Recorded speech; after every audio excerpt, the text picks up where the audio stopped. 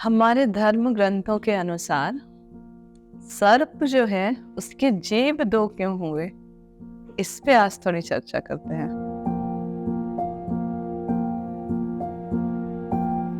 बहुत रोचक कथा लिखी गई है धर्म ग्रंथों में, पुराणों में।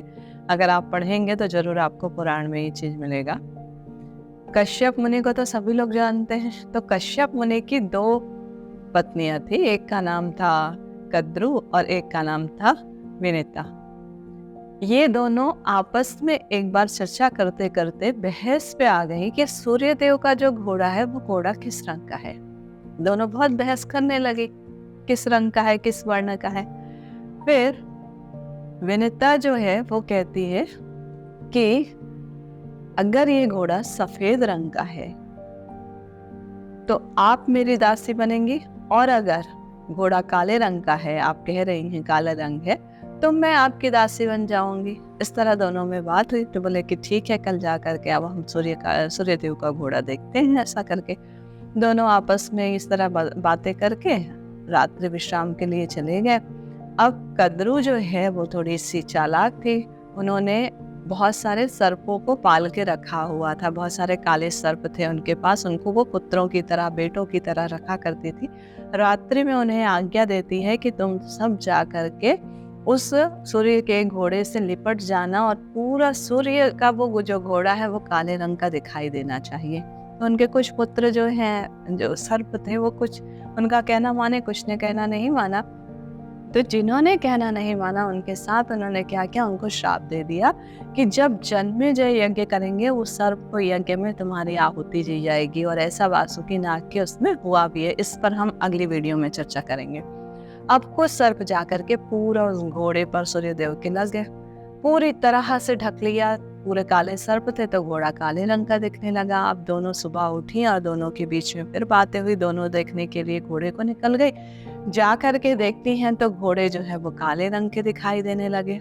अब इस पर विनिता जो थी उन्होंने ध्यान नहीं दिया कि इसमें सर्प लपेटा हुआ है, क्या है, कैसा। सब छोटे छोटे सर्प थे, उन्हें इतना समझ में भी नहीं आया, और फिर मजबूरन उन्हें उनके दासी बनना पड़ा। इसी बीच में उनका जो पुत्र है गरुड़, वो आया और अपनी माता को बहुत दुखी देखकर कहता है, माता क्या बात हुई, आप कैसे इतनी दुखी और परेशान दिखाई दे रही हैं, कुछ तो कारण होगा। तो उनकी माता जो है वो सारा वृत्तांत सुनाती है और कहती है कि मुझे इस दास्ता से मुक्त करो। तो गरुड़ कहता है, माता जब आपके दो पुत्र जीवित हैं, एक तो मैं जो सर्पों को सीधा सीधा निगल जाता हूँ, और दूसरा जो सूर्य का रथ हाँकने वाला तुम्हारा पुत्र अरुण है, हम दोनों ही जीवित हैं, फिर आप दुखी क्यों होती हो।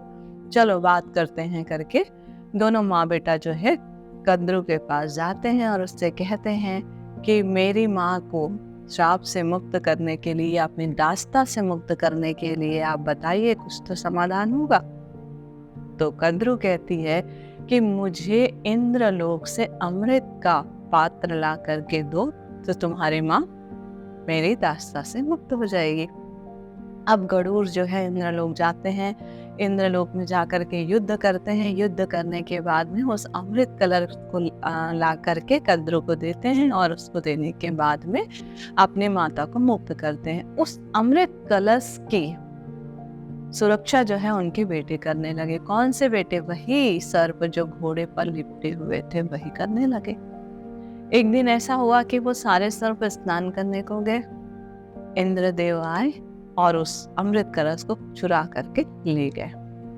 अब ये जो सर्प है, ये सर्प स्नान करके वापस लौटे तो वहां पर पूरा कुश का जाल बिछा था। कुश सब लोग जानते हैं, जो पित्र वगैरह में यूज किया जाता है, उस कुश का जाल बिछा।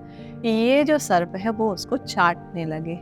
तो जब अपनी जीभ से चाटने लगे तो उसका जो नोक था, नोकीला हिस्सा होता है कुश का, वो जीभ में लगा और वो उनके जीभ जो है दो भागों में बढ़ गए। तो ये पुराणों के अनुसार कि सर्प का जीभ उसी समय से दो भाग में बटा हुआ आता है। बाकी वैज्ञानिक कारण कुछ और होगा, उसको आप ढूंढिएगा। और फिर जन्मेजय के यज्ञ में बाकी जिनको सर्प को उन्होंने श्राप दिया था वो कैसे आहुति में गए, इस पर स्टोरी हम आपको बाद में सुनाएंगे।